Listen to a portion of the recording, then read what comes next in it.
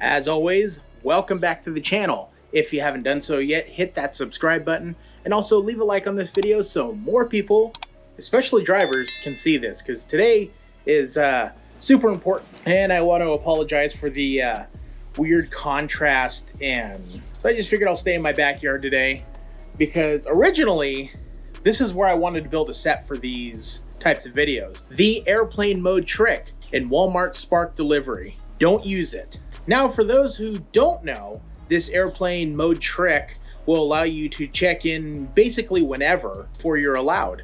Technically, as soon as you pick up an order, you could check in using this trick.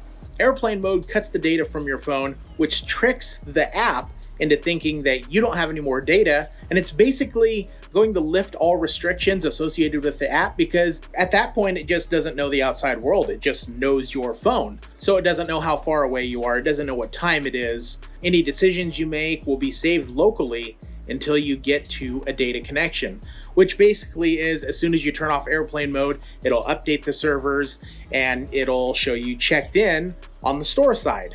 I mean, that sounds pretty neat, right? I mean, theoretically, you could check in early, get your delivery early, make the delivery early, and then you'll be freed up before anyone else to pick up any deliveries or shop and delivers or ASAPs that haven't been touched yet.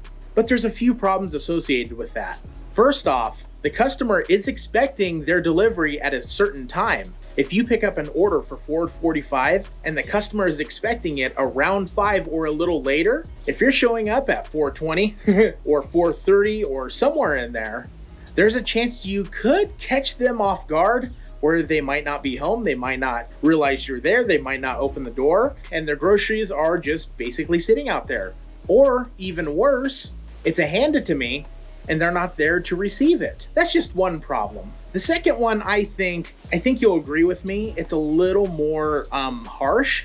Just like any Walmart store or any big box store, they're always gonna have metrics so they can compete with other stores. Walmart is no different. Walmart has metrics out the butt, and they compete with other stores in their market. Okay, maybe not out the butt, but a lot.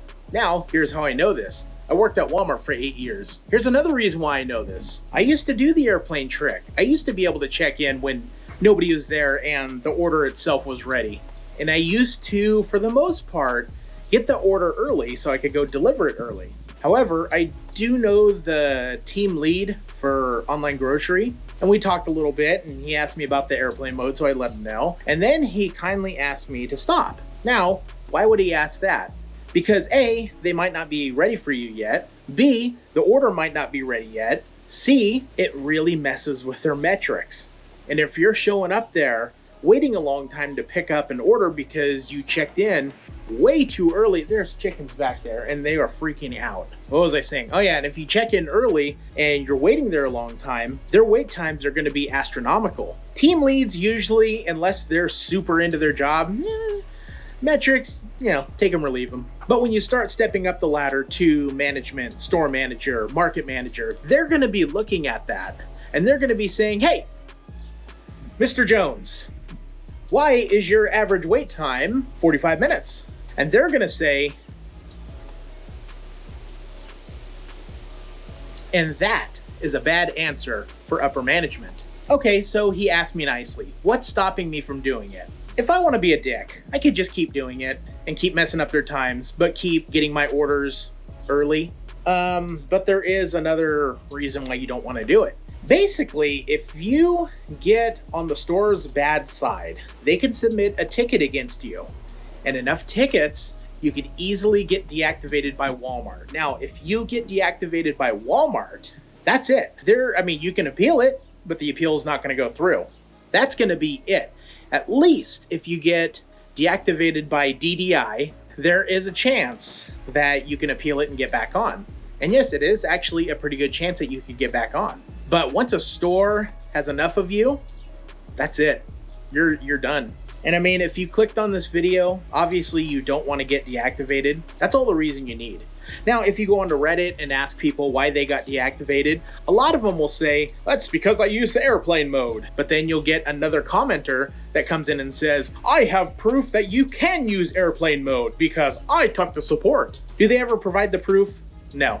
Does the person who got deactivated ever provide proof that they got deactivated for this trick? No. The one question you should be asking yourself, do you want to chance this? The answer should be simple. If you answer no, then hey, good job. If you answer yes, you might make a little more money, but maybe not much longer. But I had to come on here and let you guys know what I've learned so I can pass this knowledge on to you so you can continue making money.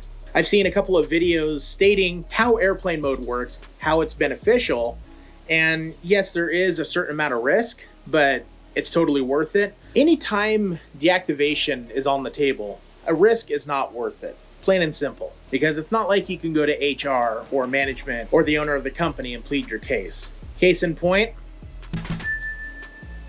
still working on it. So if you found this video helpful or you want to share it with other people, hit that like button and also make sure you subscribe to this channel so everybody can see this video. Have a wonderful day, a wonderful night. My name is Dennis. I'll see you in the next video.